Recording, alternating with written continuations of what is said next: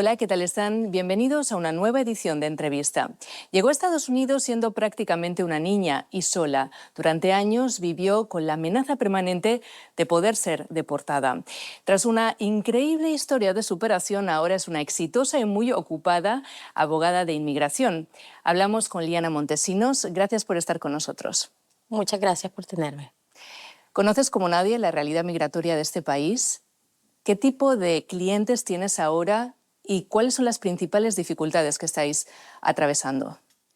La mayoría de mis clientes son personas humildes, personas quienes están aplicando para asilo, quienes han sufrido trauma en el pasado y personas que lo primordial es superarse y ayudar a su familia.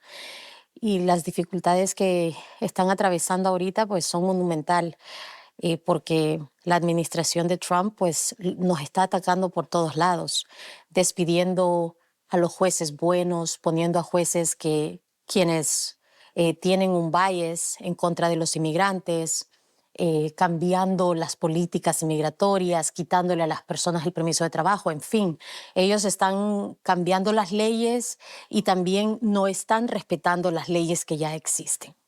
Parece que hay una especie de cambio de enfoque también de la frontera, donde ahora ya prácticamente no hay cruces, a las ciudades, ¿no? Las personas que están arrestando son personas que llevan bastante tiempo en este país incluso. No sé si eso lo estáis notando y qué es lo que os llega a vosotros. Oh, por supuesto, ahorita están arrestando a las personas. Lamentablemente, la Corte Suprema de Justicia les dio a ellos la luz verde para que arrestaran a personas mestizas, a personas morenas, quienes trabajan en factorías o personas humildes, quienes no tienen muchos recursos. Ellos están arrestando a las personas sin preguntarles su estatus inmigratorio e incluso arrestaron a mi hermano en una factoría que él trabaja. eh, de camarones y de pescado, y se llevaron a muchas personas. No le preguntaron a él cuál era su estatus inmigratorio. Fue hasta que yo intervine y les mostré, les mandé todo el papeleo, diciéndoles de que ellos no tenían autoridad de tenerlo a él. Y eso pues, mi hermano es asilado, ha sufrido mucho trauma y el arresto con de oficiales del FBI, de oficiales de inmigración armados con fusiles, pues fue una experiencia muy traumática para él. Se están produciendo también arrestos, algo que antes no sucedía durante las propias audiencias de migración. ¿Cómo repercute esto en vuestro trabajo y también en la credibilidad general del sistema, ¿no? Supongo que los inmigrantes, de hecho, ahora tienen miedo incluso a seguir las reglas, ¿no?, que se suponía que eran las reglas que se dicta para que ellos lleguen a la legalidad.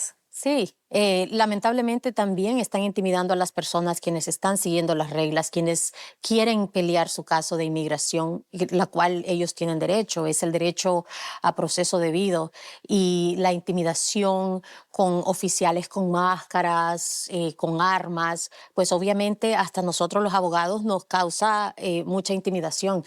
Y la cuestión es de que uno trata de pedirle a los jueces que en vez de ser una audiencia presencial, que pues nos permitan hacer una audiencia virtual. Muchos jueces, en su mayoría, no van a otorgar o aprobar la moción para la audiencia virtual si uno les dice es basado en la intimidación de sujetos armados. No, porque la administración de Trump los tiene a los jueces bien monitoreados. Uno tiene que decirles otras cosas, las cuales también son verdad, pero no podemos decir que ese es el motivo principal. ¿Hasta qué punto esto se está sintiendo en la salud mental de los inmigrantes, por lo menos de aquellos con los que tienes relación y qué te dicen? El proceso inmigratorio en los Estados Unidos está cargado con mucho trauma y mucha ansiedad, angustia de las personas porque las consecuencias son muy reales. Una persona ahora en día especialmente puede ser arrestada en su juicio final y no va a poder llegar a casa por la noche a ver a sus hijitos, o arreglar sus cosas, dar el acta de potestad a algún familiar. No les dan ese tipo de tiempo, causando trauma a los niños, a la persona y al resto de la familia, ¿no? Entonces, pues eso afecta todo el proceso, porque la persona en vez de enfocarse, pues esta es la evidencia que tengo que conseguir, siempre tiene ese trauma. Si voy a salir de la casa y no voy a regresar, el día de mi audiencia van a haber oficiales, ¿qué va a pasar si no gano? O sea, es mucha angustia innecesaria que las personas ya tienen esa carga ya y ellos le quieren agregar porque el propósito de esta administración es la crueldad. Ellos quieren que las personas se autodeporten, no quieren que las personas, a pesar de que tengan una vía legal, pues estén en el país. Y es muy racista y eso se puede ver a leguas. En el peor de los casos, acaban arrestados en esos centros de detención.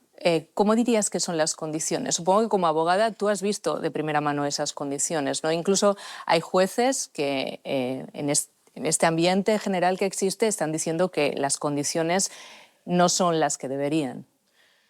Las condiciones son infrahumanas. Específicamente aquí hay un centro de detención que se llama Chantilly, en Virginia. Y bueno, en realidad ese no es ni un centro de detención. Ahí solo deberían hacer chequeos de las personas, pero están desesperados, arrestando a todo mundo, ponen hasta 100 personas en un cuartico pequeño. Muchas personas para estirar las piernas se tienen que ir al servicio para poder dormir. Algunos duermen sentados. La comida es muy mala. Yo he tenido cientos de personas quienes han sido detenidas en ese centro de detención y quienes han hablado de los horrores. Incluso uno de ellos me dijo que hubo una persona guatemalteca quien tuvo un ataque médico allí y nunca más lo volvieron a ver. Entonces, la comida también, hubo un reporte de varios inmigrantes que dijeron que habían gusanos en la comida. Es muy cruel y obviamente que es muy intencionado. Aquí no hay nada accidental. Eso lo hacen ellos a propósito, no le dan a las personas una llamada para llamar al abogado, no permiten visitas a las familias e incluso hubo un reporte que hubieron personas a quienes forzaron a que durmieran afuera. Entonces, mucha maldad está ocurriendo en este momento y ese es el punto, ¿no? Liana, para aquellos que apoyan la inmigración, el endurecimiento, ¿no?, de las condiciones migratorias, hay ese dicho de si no les gusta, que no vengan. ¿Por qué vienen los inmigrantes y qué les dirías a ese tipo de personas? Pienso que es muy fácil, de dientes para afuera, decir muchas cosas, especialmente si uno tiene el privilegio de no ser afectado por esas situaciones. Pero mientras haya el peligro de muerte para personas en Honduras, en El Salvador, esas personas van a buscar algo mejor que la muerte, aunque sea que les sirvan comida con gusanos. No estoy justificando en absoluto, pero lo que estoy diciendo es de que si existe el peligro de muerte, existe el peligro de alguna dictaduría o alguna amenaza o que las personas no tienen que comer, es natural, es innato del humano querer buscar una mejor vida. Entonces, ese dicho, pues yo diría que es muy, muy cruel y se ha utilizado bastante para hacer muchas atrocidades en la historia humana. ¿Hasta qué punto Estados Unidos es también cómplice o incluso protagonista de esas realidades que existen en algunos de esos países de donde salen los inmigrantes, por ejemplo, en Centroamérica? ¿Crees que se habla poco de las condiciones que tienen que ver y están relacionadas con años y años de injerencias por parte de Washington, de establecimiento de gobiernos muchas veces corruptos, pero que les son afines, de lo que hacen las corporaciones, por ejemplo, internacionales en esos países? ¿Qué opinas? No, por supuesto, todo está muy relacionado, ¿no? Latinoamérica, específicamente Centroamérica, fue dejada con deuda desde el tiempo de la colonización nunca tuvo el momento para recuperarse. Luego vinieron políticos deshonestos, muchos de ellos quienes fueron cómplices con los Estados Unidos en derivar al contrincante. Se formaron dictadurías, hubieron guerras, en fin, creando un caos perfecto en una región pobre, en una región donde no hay mucha educación y dándole armas a criminales, y Estados Unidos ha sido cómplice de todo esto. También pues está el fenómeno de las drogas, desde Sudamérica a México y Honduras siendo el trampolín de toda esta droga, ya que nosotros somos bañados por los dos océanos. Es una situación muy compleja, pero aquí no se escapa nadie. Todos tienen manos sucias involucradas en este problema. Hablemos de tu caso, porque es una historia que parece prácticamente increíble, ¿no? Por la superación, sobre todo. Abandonas tu país con 11 años. ¿Por qué lo haces y cómo lo haces? Mi hermana y yo tuvimos que salir de Honduras cuando yo tenía 11 años, porque no había... fue una combinación de muchas cosas. Nosotros nos crió mi abuelita y mi bisabuela. En ese entonces, mi abuelita falleció en un accidente automovilístico. Mi bisabuelita era muy viejecita para cuidarnos. Entonces nos mandaron a traer porque también había muchos problemas, violencia de género, violencia, habían personas que nos estaban haciendo mucho daño, a pesar de que nosotros, mi abuelita trató lo mejor de ir a diferentes estaciones de policía para parar el daño, ¿no? Pero bueno, nos venimos, mi hermana y yo, y me acuerdo que traíamos todos los pueblecitos de México en una Biblia. Fue algo muy traumático porque sufrimos mucha discriminación en diferentes lugares, lamentablemente todavía en Latinoamérica. Es que nosotros, la maldad comienza en la propia casa, ¿no? Había mucha discriminación en México por la manera en la cual nosotros lucíamos, por la manera en la que hablábamos. Me acuerdo que mi hermano y yo veníamos en un bus y la gente adulta en un pueblo de México, nos empezaron a gritar, fuera los pollos mojados, fuera los pollos mojados. Mi hermana y yo, una señora que nos puso una toalla o una cobija encima para que no viéramos lo que estaban haciendo estas personas.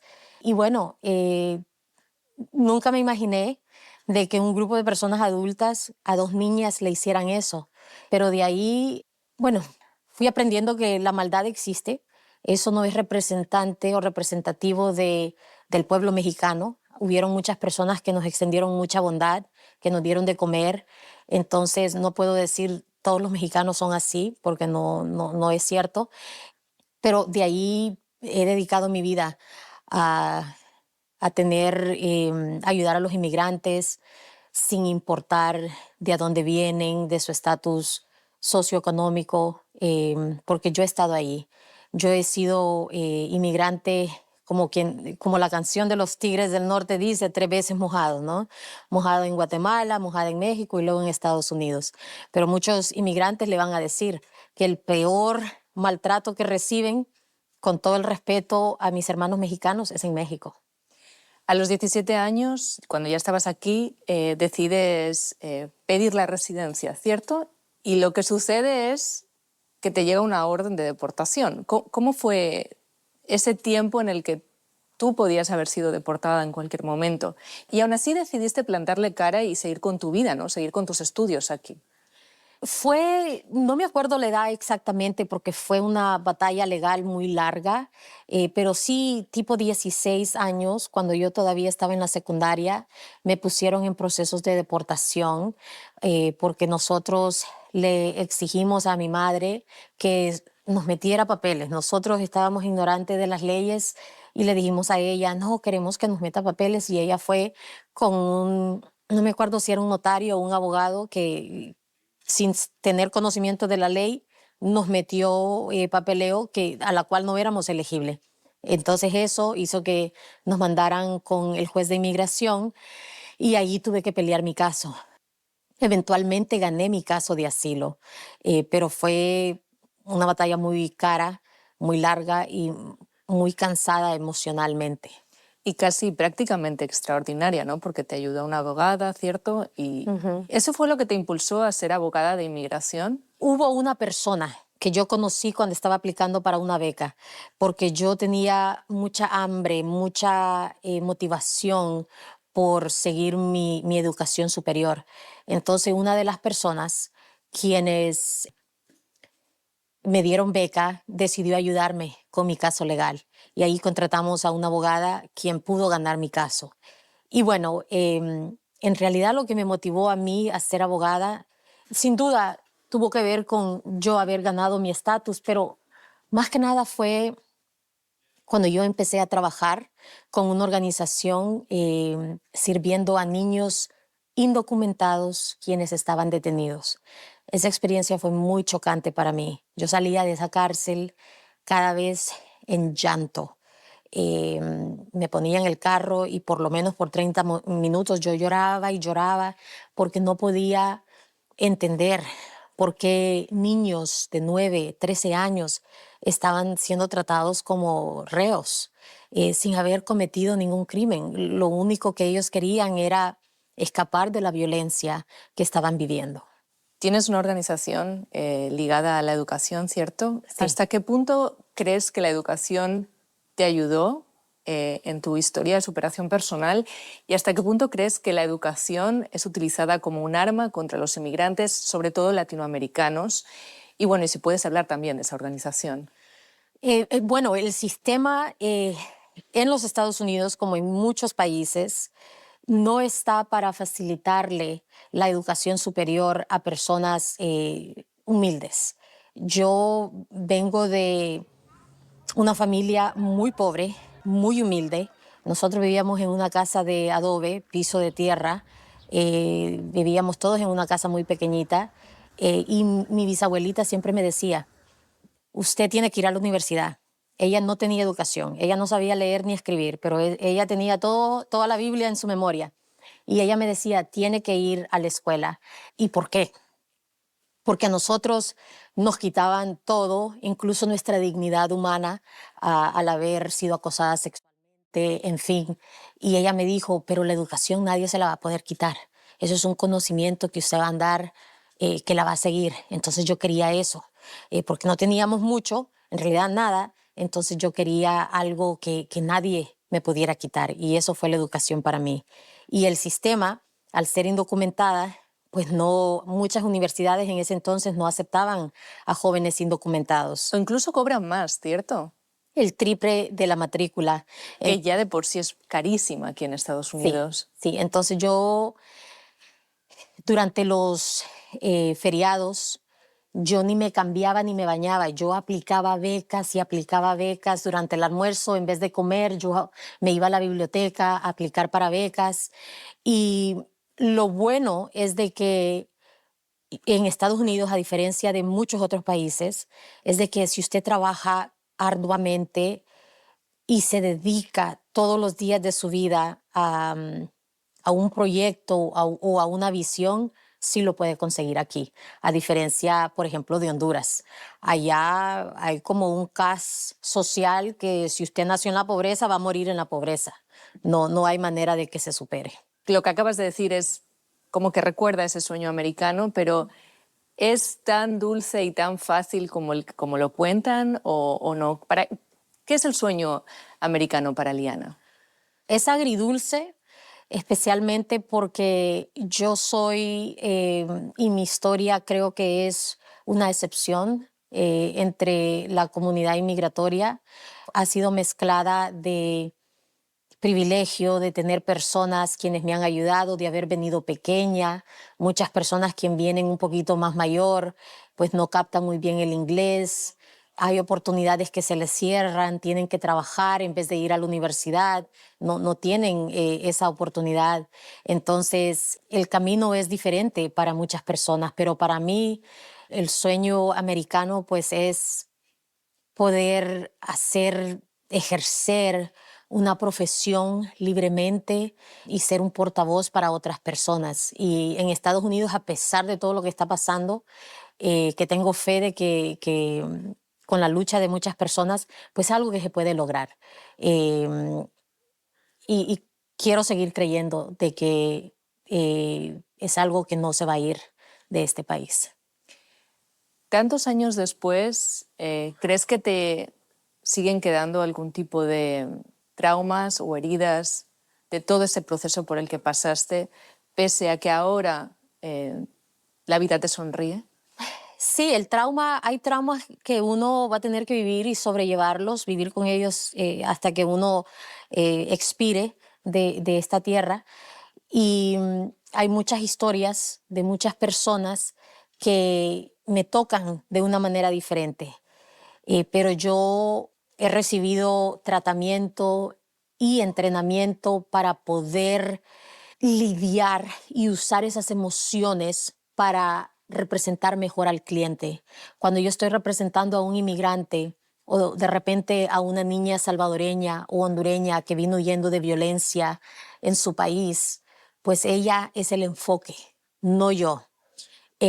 Todo lo que yo he aprendido y de repente mis traumas pasados los utilizo para poder darle a ella empatía, pero es la historia de ella lo que vale ahí y ella es la protagonista. Entonces yo no permito de que mi trauma pasado rija o domine el caso de ella, pero sí, es importante para mí que ellos sepan, yo lo logré. Si yo pude, usted puede. Por tu labor fuiste galardonada en tu país con un reconocimiento que se llama Hondureña 5 Estrellas, ¿no? De un diario. ¿Hasta qué punto una siente que su labor no es solo intentar ayudar a los que están aquí, ahora que estás aquí, sino también intentar poder cambiar el origen, o hasta qué punto crees que es muy difícil? Esa es una pregunta que yo me he hecho y me sigo haciendo. ¿Cómo puedo yo ayudar a las personas hondureñas, centroamericanas, A que no latinoamericanas, tengan que venir, a ¿cierto? que no tengan que tomar ese viaje tan arriesgado, sacrificar su vida? Hay muchas personas que mueren en este trayecto. Y no tengo una respuesta exacta porque es muy complejo tratar de servir o de... Estamos hablando de ni el gobierno puede en contra de las maras. ¿Quién soy yo? ¿Me entiende? La manera en la cual yo he tratado de ayudar con este problema es a través de la educación. Porque si usted educa a personas, y lo sabemos esto desde el tiempo de la esclavitud, que los masters o los amos no querían que los esclavos se educaran, porque sabían que ahí iban a obtener la libertad.